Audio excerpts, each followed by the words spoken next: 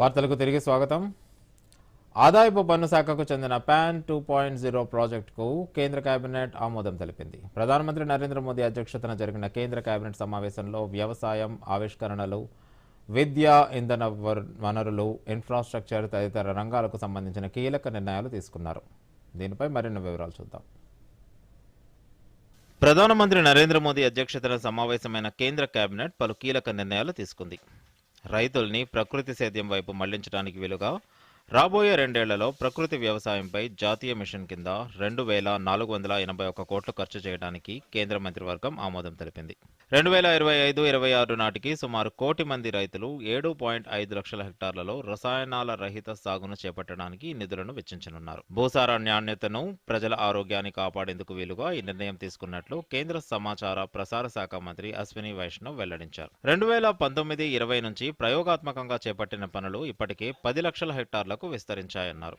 అంతేకాకుండా పాన్ 2.0 ద్వారా pan card ఆధునికీకరణకు కూడా కేంద్ర కేబినెట్ ఆమోదం తెలిపింది. క్యూఆర్ కోడ్తో కొత్త పాన్ కార్డులను పంపిణీ చేస్తామని, పేపర్లెస్ ఆన్లైన్ విధానంలో కొత్త పాన్ కార్డు ఉంటుందని అశ్విని వైష్ణవ్ తెలిపారు. ఇది పన్ను చెల్లింపుదారుల సేవలకు సులభంగా యాక్సెస్ చేయటం, సత్వర సేవలను అందించటం, మెరుగైన నాణ్యత, డేటా కొనసాగింపు, పర్యావరణ అనుకూలమైన సురక్షితమైన మౌలిక సదుపాయాలను అందిస్తుంది. गंगा जी के किनारे दोनों साइड 5-5 किलोमीटर का एक कॉरिडोर लिया गया। उस कॉरिडोर में नेचुरल फार्मिंग हो, केमिकल रहित फार्मिंग हो, उसका बहुत अच्छा रिजल्ट आया। करीब करीब देश भर में 10 लाख हेक्टेयर के आसपास नेचुरल फार्मिंग यानी प्राकृतिक खेती के द्वारा किया गया। तो आज जो मिशन लिया गया इसमें केमिकल फ्री और सस्टेनेबल फार्मिंग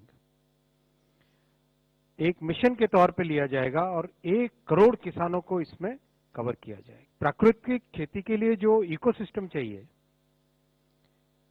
वो इकोसिस्टम पूरा तैयार हो जाए, वैसी व्यवस्था इसमें मिशन में की जा रही है। అటల్ ఇన్నోవేషన్ మిషన్ 2.0కు 2,750 కోట్ల రూపాయల కేటాయింపునకు కేబినెట్ ఆమోదం తెలిపిందని అశ్విని వైష్ణవ్ వెల్లడించారు.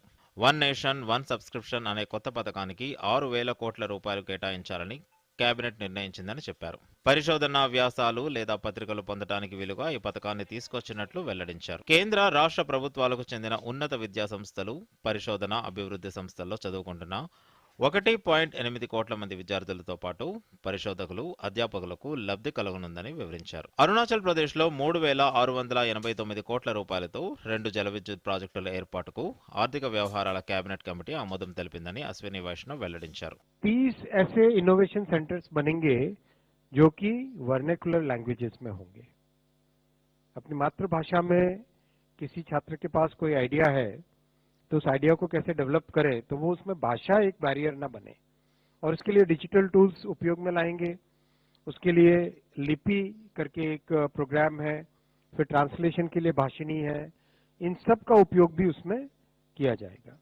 और सेकंड, जो हमारे दूर दराज के क्षेत्र हैं, जम्मू एंड कश्मीर है, लद्दाख है, नॉर्थ ईस्ट है और एस्पिरेशनल डिस्ट्रिक्ट्स हैं, उन सब में 2,500 नए लैब्स और खोले जाएंगे।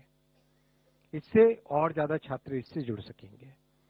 दूसरा, थ्रूपुट बढ़ाने के लिए, यानी किस तरह से एक अच्छी क्वालिटी की एंटरप्रेन्योरशिप ट्रेनिंग दी जा सके, कैसे ज्यादा से ज्यादा छात्रों को, ज्यादा से ज्यादा नौजवानों को एक अच्छी फैसिलिटी मिले, उसके लिए फोकस किया। ह्यूमन कैपिटल पे, डीप टेक रिएक्टर पे।